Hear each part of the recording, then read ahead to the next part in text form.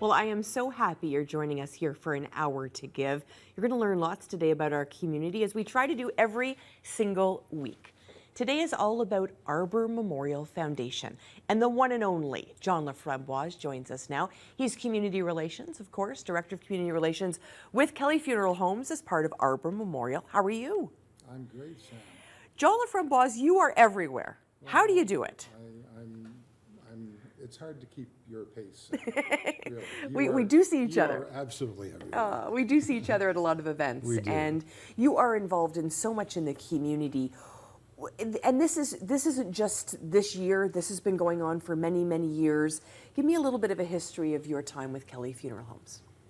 Well, over the last 53 years, wow. I've met a lot of people. I've been introduced to a lot of community organizations, and you know, the networking, you become sort of relied upon for, can I pick your brain? And you know, it's about helping people, it's sort of like coaching.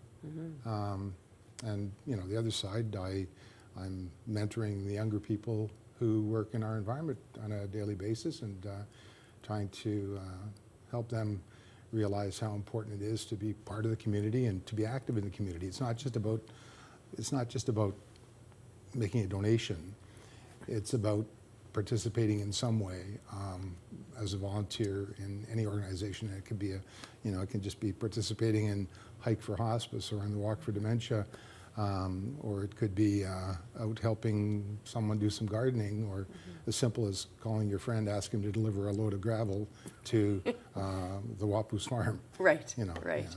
You really have lived the trifecta of philanthropy, which is time, talent, and treasure, and some of those great examples. And Arbor Memorial Foundation has been doing so much. We caught up with you a little bit earlier this year, talked about some of those initiatives. What's happened since we chatted? Right. So since 2011, when the foundation was established, they have distributed over $2.1 million.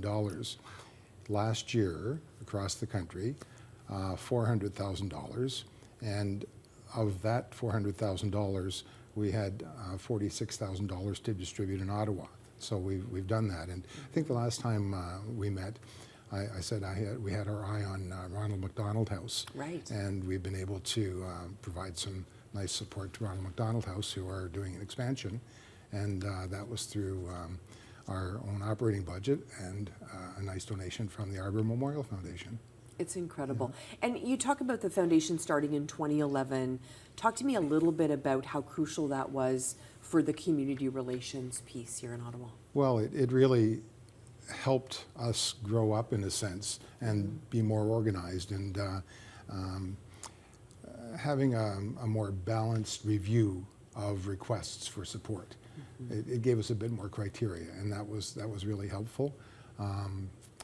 The applications to the foundation come through the funeral home managers, and actually they funnel them through me, and I try and make them as robust and as appropriate as would be expected by the committee that distributes or makes the decisions. The donations, the Arbor Memorial Foundation it grows through payroll deductions of the employees.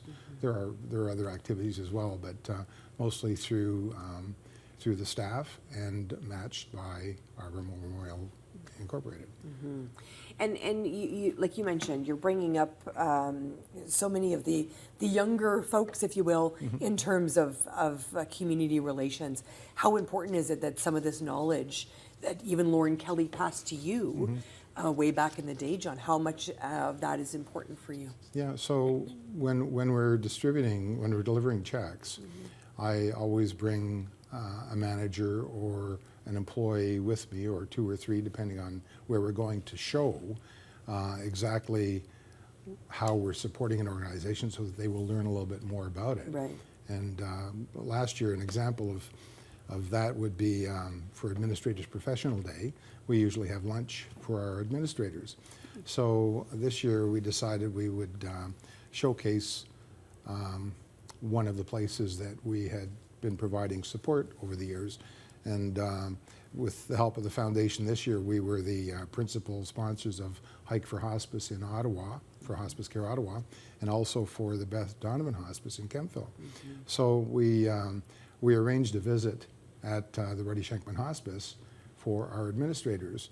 They were able to tour the facility and have a better understanding of what's available and how important our support and support of other donors is. It's really amazing. And what I love, John, is that often, and I see you giving these gifts, often those gifts are to smaller organizations that maybe people in the city don't know about these smaller places. Yeah. So you not only are providing financial support, shining a light on them as well. Yeah, I think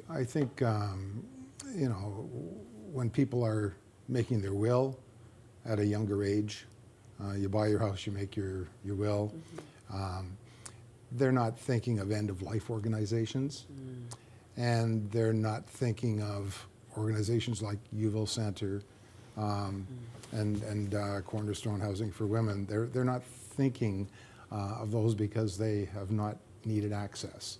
And it's only when you meet someone or you have a family member who needs support, then your mind shifts a little bit. Why am I wearing a pink tie today? So our company asks us to promote breast cancer awareness during this month, and that's why I'm wearing a pink tie today. So it's a kind of a silent messenger. Yeah, it's wonderful. One of the smaller organizations that you and I both love is Caldwell Family Center, doing incredible work with very little. Talk to me a little bit about the connection with Caldwell. Well, I first learned about Caldwell Family Center through their chaplain many years ago, and Sue Taylor. She organized some sessions for some of the residents to talk about their funeral planning, and we helped people feel better about their end-of-life plans. Even those who were not financially able to prepay, there was still information, little tidbits of information they had about a family plot or details that we could record for them, and they left that experience feeling better.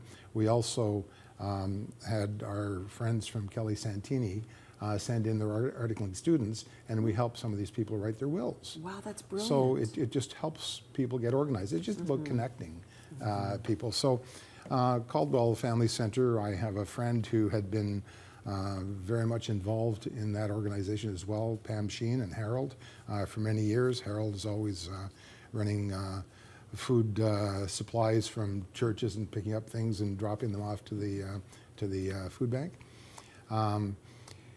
We have provided through the foundation this year some support to the Caldwell Family Center, and we actually were at their harvest dinner a few weeks ago, and we look forward to engaging even more with that organization because, well, Eugene will tell you in a little while what their needs are, and they are substantial. I can't wait. And we saw each other at the event that night. I was so proud to be the MC that night and do a bit of auctioning as well of some of the live items. And it was wonderful to have that opportunity to connect. And the room was really inspiring to see and hear some of those stories as well. Absolutely, and from their clients. Exactly. Yeah. And I think that's really what Caldwell is doing well. They're showing the success stories and really linking it for donors to say, listen, for really a relatively small amount of money, you can change and potentially even save someone's life. Right. And I think you'll hear from Eugene that donations, financial donations, your money can go farther if you donate directly, sometimes rather than giving a bag of food. Right. Sometimes it's just as simple as making a donation even through their website, and their buying power is through the Ottawa Food Bank, and that they can stretch a dollar. Such a good point.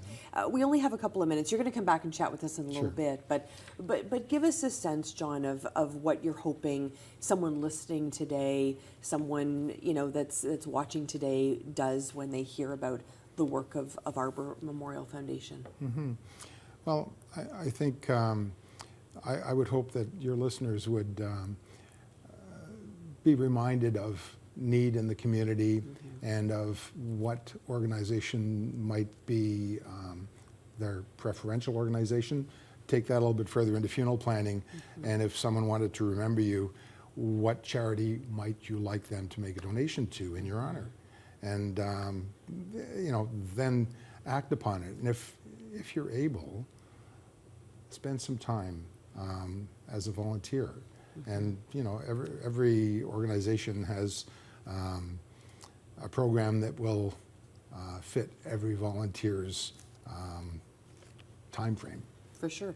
And talent. And talent, exactly. Time, talent, and treasure again. I think that's a really good point.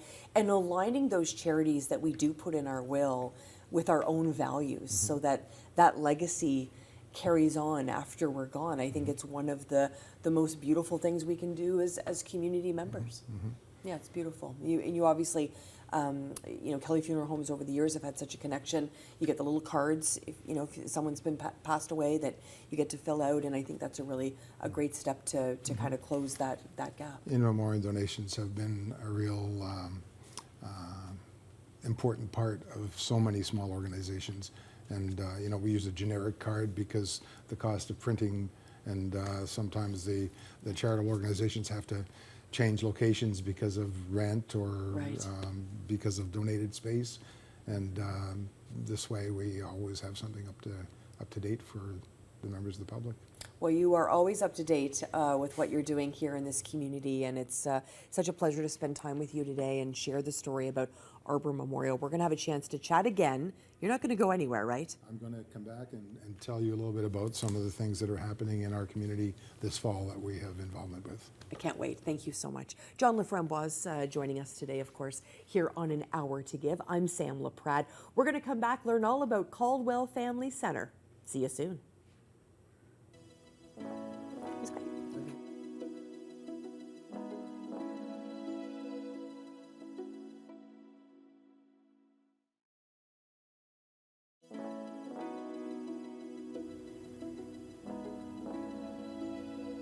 Oh, I'm so glad you came back to An Hour to Give. I'm Sam Laprade.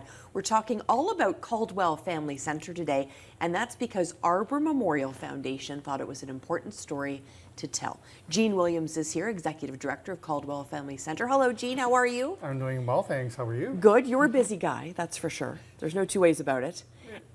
There's always stuff to do in the community. Yeah, and that's why you brought Sarah with you today. Yes. Sarah Oswald as well, very busy at Caldwell Family Centre. I understand that you're in charge of the food bank. I am, yes. And Sarah, you know what I did when you said you were in charge of the food bank. I bowed down because I have been at that food bank. I know the I don't know how you do it. There's a beautiful chaos there, which means Yes. people are getting fed, Yes. but we need lots of help, Sarah. Yes, yes. I am so grateful every day. I have such an amazing team of volunteers that I work with every day. I could not do what I do without No. them. But yes, it's always a bit of a controlled chaos. There's always things coming in, going out, but getting lots of people fed, that's the most important thing. So I remember one day pulling into the parking lot and there was a big truck coming to make a delivery, and I just sat in awe, and I just thought, wow, it was really impressive to see what you do. Yes, for sure. yes, everybody mobilized. There's a lot of shifting. You'll be working on one task and then quick pivots between what's going on. I was like, could I pick up this box? Would that be helpful? Yeah, it was wonderful. And you know, Jean, you've been in this role for a relatively short period of time, but you've certainly made great impact. And I loved working with you recently. The Harvest Hope Dinner happened just recently, and I was so honored to be your MC. It was a pretty remarkable night. We were so grateful. The community was so generous. We set a stretch goal. We wanted to raise $75,000 to support our programs and services, and we achieved that in great part with the tremendous support from sponsors like Kelly's Funeral Home and the Arbor Memorial Foundation, the TD Bank, the Ottawa Community Anonymous Fund, and so many generous donors helped make that fundraiser a success. For sure. And lots of people in the room. There was a beautiful vibe that night at the Infinity Center, and lots of course, auction items, and we did some live auctioning there. I was trying to get some of those items, obviously get lots of money for them to then put back into Caldwell. So it was an inspirational evening. We were truly inspired, and Sam, so grateful for your support. I think we certainly could not have. The event would not have been successful without your support, and the support of the community is really needed in this moment for us. We're going into the holiday period, and I know Sarah's going to be talking about some of the things that families need during the holiday period. We have a food security crisis, and we certainly encourage people to. Well, I'll let you. Sarah's going to. For sure, but I do want to stop on that, because I think food security crisis.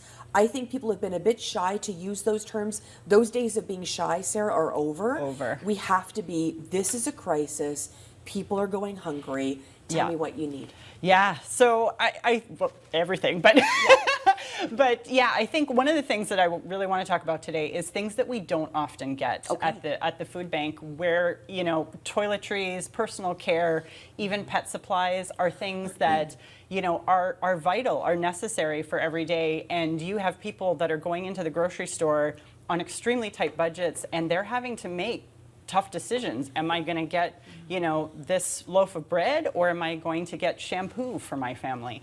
And people shouldn't have to be making tough choices like that. So, anytime that we can get items like this in, and like I said, they're not things that people often think about when they donate to a food bank. They think, okay, I'm going to bring peanut butter, I'm going to bring a can of soup, but these other items are so needed, and when clients see that we have them, oh my gosh, it's a huge weight off of their shoulders, and they're so grateful for the whenever they're available. So yeah, no, 100%. Yeah. And I remember years ago being invited for a tour and being brought to a room. I was brought to a room, and it was a room where all the baby supplies were kept. Yeah.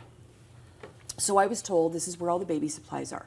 And I walked in, and there were 2 or 3 packages of wipes, and there was 2 or 3 packages of diapers. Yeah. And my daughter was of the age where she was still using those things. And I had more in my home than Caldwell Family Center had. Yeah. And I remember turning to the executive director at the time and just crying. I could not believe that families were walking in there hopeful to find, and you know what it's like to have, I don't know if you have children or not, but to walk in and you're like, I need size 2 diaper, Yeah. and there was only size 4 there. How gutting that is for a family. Yeah. Yeah. And where you're trying, you can see their minds working, like, can I somehow make these fit? And again, a horrible position for people to be put in. Diapers, diaper wipes, those, the few that we get in, we actually have to open up the packages and split them down to 12 diapers per child for their 2-week visit. And that lasts, as you know, an instant. Sometimes a day, depending on what we've eaten. Yeah. Yes. And I mean, that's heartbreaking. Like, we would love to be able to give a full case, which would be something that would actually be meaningful to people, but just to be able to even remotely support the number of people that we get in each week, we have to break these up into 12 diaper bags, which is very challenging. Yeah, for sure. Extremely and challenging. I think creative ways to give, I think, is a really important sort of opportunity to talk about that. So obviously those cash donations are going to go a long way. One of the things my daughter and I have done in the past is we've used our optimum points. We've saved them up through the year, gone and done a big sort of buy and dropped off items. So there's lots of creative ways that families can do that, and we're looking for families to reach out. Yeah, absolutely. And as you say, give in a lot of different ways. One of the things that we also encourage people to think about is grocery store cards during the holiday season. Love that. We have a high number of newcomers that come to a Caldwell Family Center, and they can take that grocery store card and buy culturally appropriate meals during the holidays. Even a cash donation of $100, we can feed 25 people in our meal program with that kind of a donation. So lots of options to help our families during the holidays. Yeah, really important. And is there an item that you're like, I think we have enough, we're good? Like, is there something, you mentioned peanut butter, I mean, those are all staples, obviously. Yeah. But is there something you're like, I think we're good? Yeah, I mean, non-perishable is great, and community groups often do drives during the holidays, which is fantastic. One thing we'd love to see, because usually what I see is when groups do drives, they'll make up a list, Right. you know, and say, oh, here's the items that they're looking for, and that's fine. Some people prefer to give food, and that's okay. But what we'd love to see is the addition of items like period products, especially pads, shampoo, conditioner, body wash, diaper wipes, diapers, these items like wet and dry cat and dog food. Things like this that we very rarely are coming through the door, but clients, you know, just get such a sigh of relief when they're able to get them. So items like that we'd love to see. You know, if people are looking to donate, those are fantastic ways to donate, fantastic items that they can donate. Yeah, and some of those we just take for granted, Jean. I mean, I think, you know, that's something that we need to think about. So the giving season is upon us. There's no two ways about it. We've passed through Thanksgiving. We're heading towards Christmas. I just got to tell you, it's coming much faster than I thought. Oh my gosh. Yeah, I don't know. Let's not look. It's going to be here. But that giving season is so important because, as Sarah mentioned, groups are getting together, offices are getting together, and they're not doing that, you know, I'm going to buy a $10 joke gift anymore. They want to make an impact. So they're reaching out to Caldwell, right? They absolutely are. And as I mentioned, there's opportunities to support us in a number of ways. They can come in and volunteer. We have a roster of volunteers that we welcome during the holiday season. Certainly, please, you know, go to our website and consider making a cash contribution. We often will buy food for our meal programs during the holiday season. They can you know, help us come in and volunteer in our meal program. You know, a number of ways to support us. Yeah. You know, one of the things that we really want to do, not just during the holiday season, but in people's everyday lives, our big vision for the Caldwell Family Centre is to make sure that we are able to support our community. We're here to build a healthy community, build, you know, trauma-informed programs, and one of the things that we're working on is developing our youth programs so young people in our catchment area can get their high school credits, giving them an opportunities for employment, reducing social isolation when they come into our drop-in center. So with donations by the community help support all of the programs that we're offering at the Caldwell Family Centre. Yeah, brilliant, brilliant. And if I can just add too course, that you know, you don't need to wait for the holidays to have an excuse. It could be we have wonderful like children who are age 9 that they're getting donations for their birthday instead of birthday presents and bringing them in. So I think it's lovely. Like, you know, you're doing a birthday party, you're doing, you know, summer's here event or things like that. Any time of year is a fantastic and great time to do a drive for any of these items. It's such a good point because I think what happens too is we all sort of give in November, December, and then we kind of get to January and you're like, we still have to feed people in January, right? So we want to make sure. And it drops, drops off in January, and you know, the food bank becomes quite scarily bare during that time. So if they can remember the other times of the year, that's fantastic as well. Yeah, and Sam, if I could just add, one of the things that we would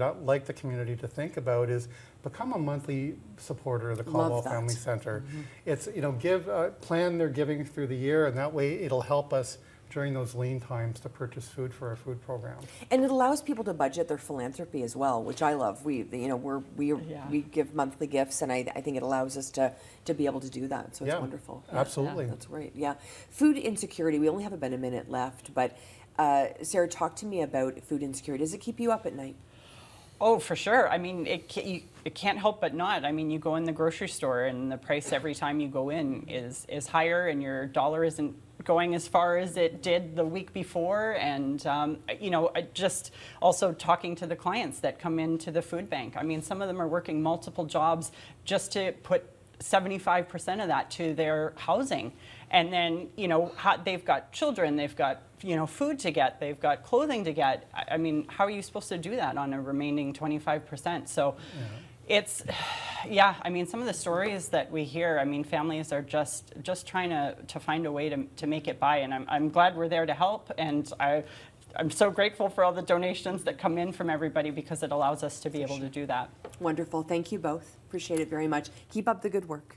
Thank you so much. And thank you for your support, Sam. My pleasure. Honestly, it's my honor. I'm so glad to have the opportunity today to speak with Jean and Sarah from Caldwell Family Center. If you can help, reach out to them. When we come back, more for you on An Hour to Give. Don't go anywhere.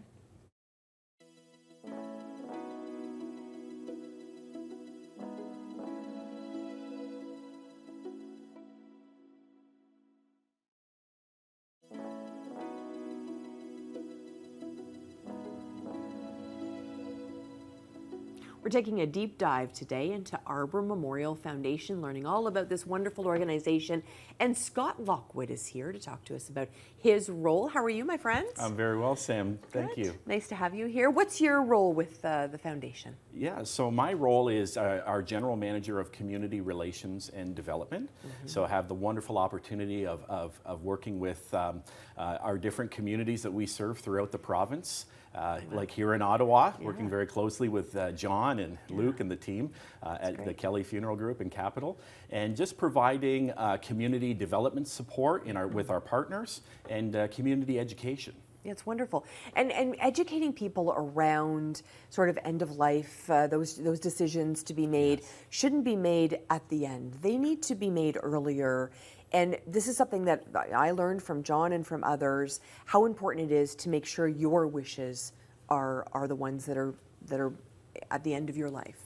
Absolutely, and coming up into November, it's National Financial Literacy Month, and a lot of times when we think of financial planning, especially in retirement, we think about those all important things. Our financial plan, investments, wills, perhaps even advanced care directives with powers of attorney. But a lot of times, what's often overlooked in that discussion is end of life wishes, and it's a very important part of the planning and of the discussion. What are my wishes for end of life? Something as simple as traditional burial or cremation, and having those discussions with whether it be your partner, your spouse, your family and friends, so that your wishes are made known, and also the opportunity and the benefit that comes with not only pre-planning but prepaying those in advance as well, not only for you but also for your family members who would be left behind after your passing.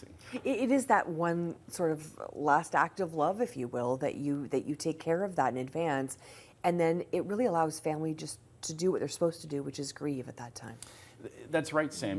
We've recognized that there are some 87 different decisions or action steps that need to be taken when somebody passes away. And so when you think about for a family who is grieving the loss of their loved one, that can be overwhelming to make these types of decisions in such a short period of time. And pre-planning and prepaying for one's wishes in advance really alleviates a lot of that. In fact, more than half of those decisions can be taken care of in advance. And what we've recognized is that really provides a sense of relief. It relieves the pressure of that decision making for the family once their loved one has passed away. And I think there are families, I mean, there's obviously lots of people in the middle, but there's families that talk about these things at the dinner table, and then there's those that don't.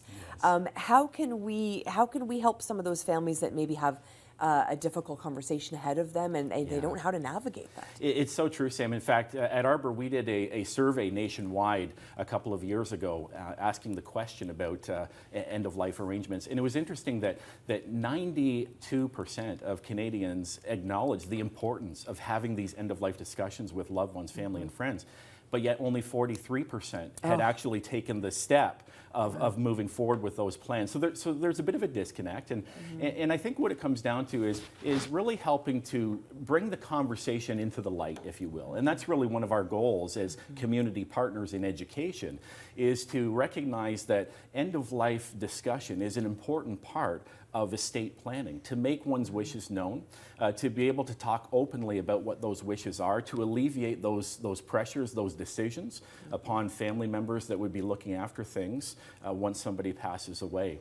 And so, I always look at it like this, that if we start with the end in mind in anything, I love sports, and a professional athlete as a young child, maybe they say, I want to play in the NHL one day. Well, that's the end goal, how they want to be remembered. Well, that informs their decision making throughout their life of how they live, right? Yeah. And I look at it the same way. How do you want to be remembered? And then it becomes a sense of legacy planning, and not just end of life. It will impact how we live our lives as well towards that end goal. Beautifully said, and I think the values as well can go into those philanthropic goals of whatever gift you live in your will, right? It all kind of comes together, and then families aren't left guessing. Right, it all really does interconnect.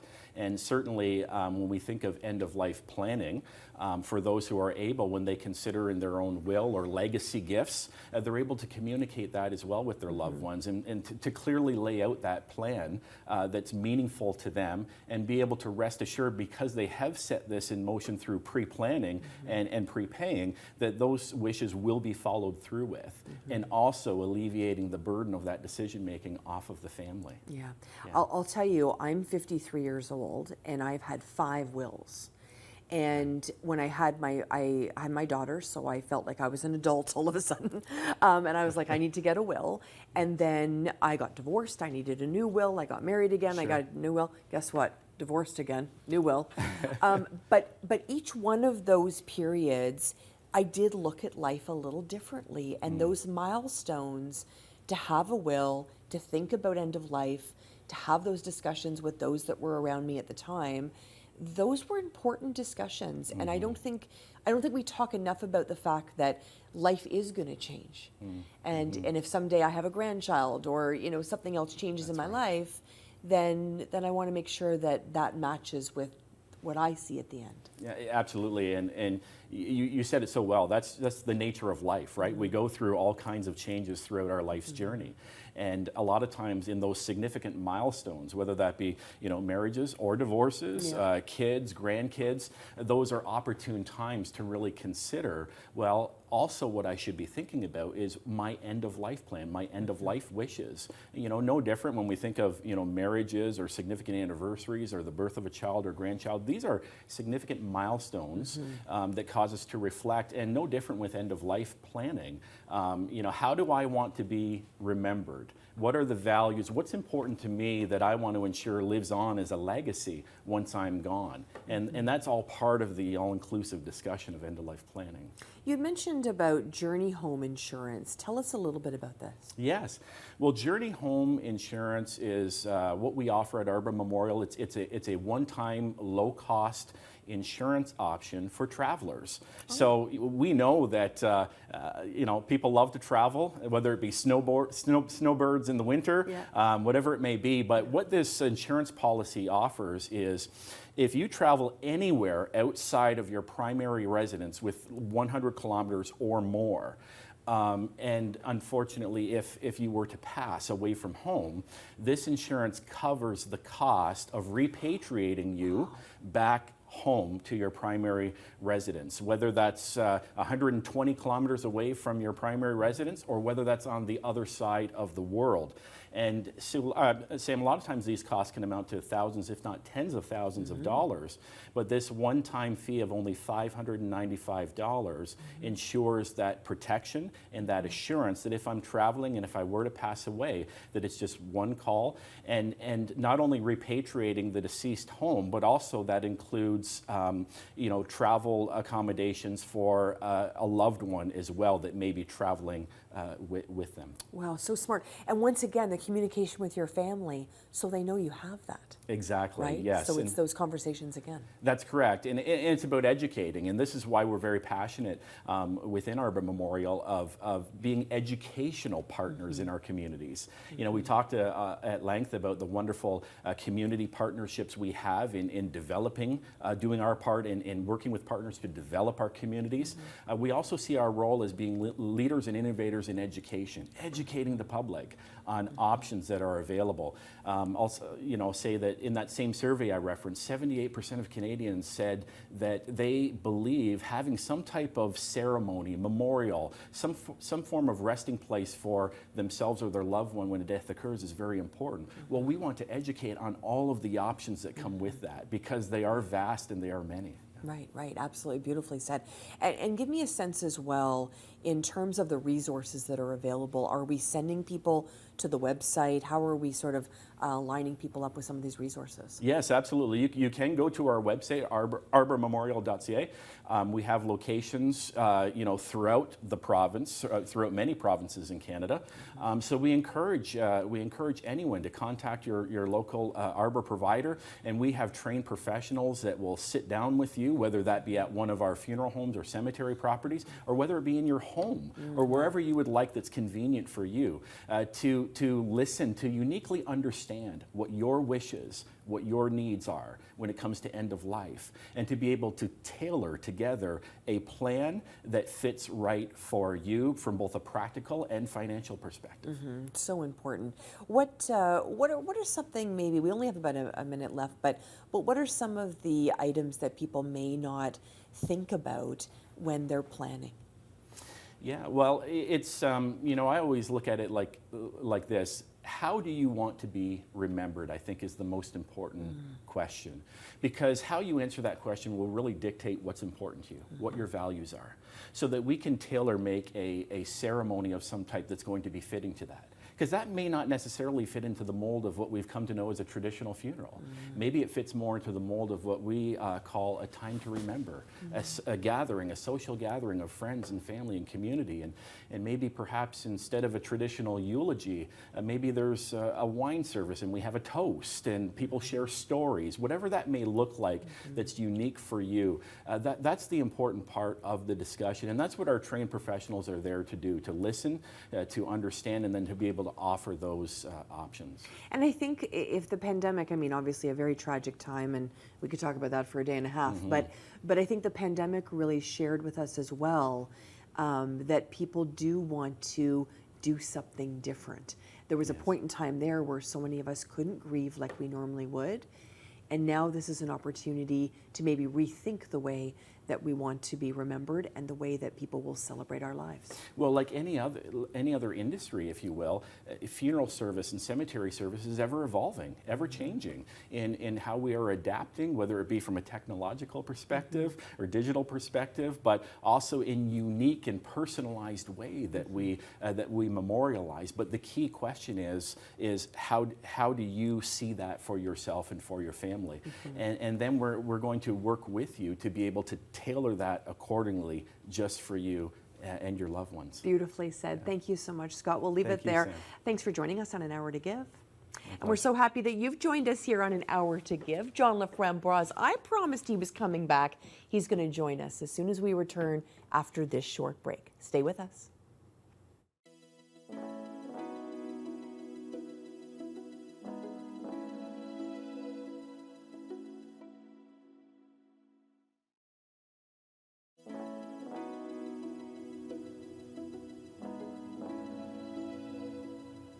Well, he's a legend in this community, and John Laprade joins us again from Arbor Memorial. Hello, my friend. Hi, Sam.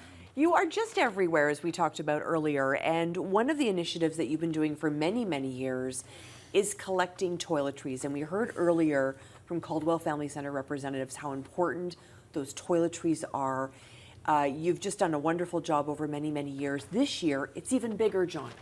Yes, we found last year to be the strongest year ever of receiving toiletries from the community. Wow. So I think it's caught on, and as a bit of an activity sometimes for families to, for a parent to teach their child by going shopping and dropping the toiletries off at one of our locations. And we've had some interest from other charities. So always we were doing this for the Shepherds of Good Hope. Right. And the demand is huge in so many communities. So we were asked how might we be able to support their needs, and this being Caldwell and also the mission, the Ottawa mission. So we've expanded our program this year to, and it'll be promoted by the 3 organizations as well as our own, and doing a lot of digital promotions around it as well. So That's great. I think it's catching on as an activity that is convenient for so many people, and our hours at the funeral home to receive donations are pretty generous. We're there every day of the week. so Exactly, which is great. Yeah. And you're in those different communities, which makes it easy Yeah. for families. Yeah. My daughter and I went shopping the other day, so we have a big bag to drop off. Nice. So we'll do that for you next week. But Nice. but I think people are looking for everything from toothpaste to toothbrushes to those feminine hygiene products, shampoo, soap. I mean, it really is endless what people can buy. Diapers Diapers are great, and, yes. and of even course. adult diapers. Yes. We have folks who drop off mitts and socks and toques and scarves and sweaters and sometimes blankets, and we're open to accommodating all of those lovely gestures. I think it's just such an opportunity for families to be able to do something together, and if it's not convenient to shop and drop something off, it's pretty simple to go on the website, and we'll be posting the information on our Facebook page very shortly and on our website, and people can scan the QR code and go directly to the charitable organization that they prefer to support if they choose. You've made it easier for people. There's no two ways about it. We're trying, and we've actually simplified the sorting process. So all of the items that are brought into the funeral home, the staff at each of the chapels sort them into boxes. So we've actually gone to little lighter boxes because some toiletry items are heavy. Right. So we've gone to more like a one cubic foot box, and we put a label on the side of the box indicating what the content is. So when the volunteers are wanting to fill someone's request for toiletries, whether it's toothbrush or toothpaste or deodorants or soaps or whatever, it's much easier for the volunteer. So we're sort of thinking that the whole way through. It's because you've been doing it for a long time. You've had a lot of lessons along the way, I'm sure. Let's talk a little bit about the candlelight service. Right. Well, we have been holding a candlelight memorial service each year around the holiday time with a message of comfort and support for those who have lost someone, particularly in the last year. But people learn about it and sometimes come year after year. Right. As you know, we've started hosting grief support programs in the community, and since we spoke last, we've actually, tonight is the last evening of the 4th group. So 6-week series, we've put 80 people through this supportive program since the spring, and we felt that we needed a little larger off-site location. So we were able to make some arrangements at the Ottawa Hunt Club off-season. Pretty easy venue to access from any part of the city. And we will have in person on November 20th, Dr. Bill Webster. Wonderful. So he will be here, and the following day we'll be doing an in-person facilitator training for members of the community who want to be able to offer the program that we own to their community with our support. And can we talk a little bit about the When Life Changes program? So talk to me a little bit about what that entails. So When Life Changes is it's a 12 series, 2 6 weeks programs. The first 6 weeks is about understanding grief. It's more the educational part of understanding what your experience has been. And then after a few months, there's a second series of 6 weeks, 90 minutes once a week. And this is about the way forward. Dr. Bill would say, we never recover from grief, we reorganize. Wow. So it's about helping people reorganize. Never refuse an invitation to do something or go somewhere. Right. And about trying to get your life back on track, holding all those memories, but moving forward.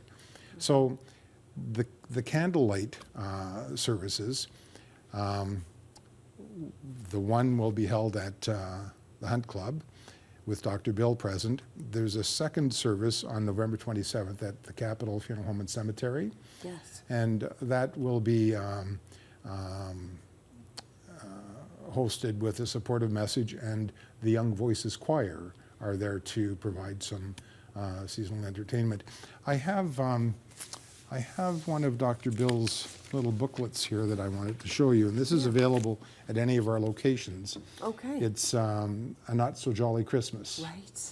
And it really is a helpful little booklet that you can drop by any Kelly Funeral Home or Capitol Funeral Home and Cemetery location and pick up a copy of this booklet and use it as your companion guide for the next few weeks and months. It's so brilliant, and I love that there's a cardinal on the front of that. It's, Yes, yeah. It's beautiful, and cardinals certainly mean something to my family in the loss of my father. So A friend of yours introduced me to an app that helps identify birds oh, this year. interesting. And There you go. I was doing some work out on my garden this week, and in the cedar hedge at the back, I heard the smallest little tweet. And it's obviously, the cardinals must have had a second nesting. Oh, wow. And this was a baby learning to speak. Oh my goodness. And it was quiet and cute. Yes, Wow, yeah. what a special moment for sure. What else is going on, John? Is there anything else you want to share today that is a resource or an event for someone? Yeah, well, I think probably the most important thing that needs response is the Toiletries Drive. And we would hope that people will take advantage of the fact that our fall weather is not likely to be so severe. Right. And start dropping things off at the funeral home. Our ad will say throughout the month of December, we're quite willing to open our doors and welcome anything that comes our way before then. Yeah, it's so smart, and I think it's a wonderful opportunity as well for offices to get together and do this. Absolutely. They can collect, and what I love about it as well is even if you're all working from home, this is an initiative that you can all participate in. Well, when we spoke earlier of networking, and for example, I have a history of being involved at Hospice Care Ottawa, and I actually am a past chair and have organized a golf tournament for a number of years for them, which has now become an in-house activity for the hospice team. But when they have their staff party every year, their seasonal party, they bring toiletries, and that's supporting a donor of theirs in a sense. Right. Yeah, so Yeah, it's just that brilliant. reciprocal. So brilliant. yeah, everybody, when you're having your seasonal party, think of our Toiletries Drive. Yeah, it's great. And are there items that we talked a little bit about? Maybe it's diapers, sometimes even adult diapers. Are there any other items that may be on the list that maybe isn't coming top of mind for you and I today? Well, we've summarized it with towels, underwear, Right. all sizes and genders, Right. socks, hats, gloves, mitts, toothbrushes, toothpastes, disposable razors, shaving cream, deodorant, body wash and shampoo and lotion. Please, folks, though, new items. New items, Yeah. of course. And I think that's a really, really important point. That list, to me, I kept hearing dignity with that list. Does that make sense? That these items really can provide someone with the confidence and the dignity to live their best life. I remember Rob Eady, who worked with me when he was at the Shepherds in starting our first Toiletries Drive, which was just a phone call or an email out to a group of friends, and we realized that there was some magic to this. just asking people to bring stuff in. And, you know, we in that first year, were a bit overwhelmed by how successful it was and how our friends and contacts responded. And he was telling me about one day he was standing by the counter where the folks were coming in to get their lunch meal.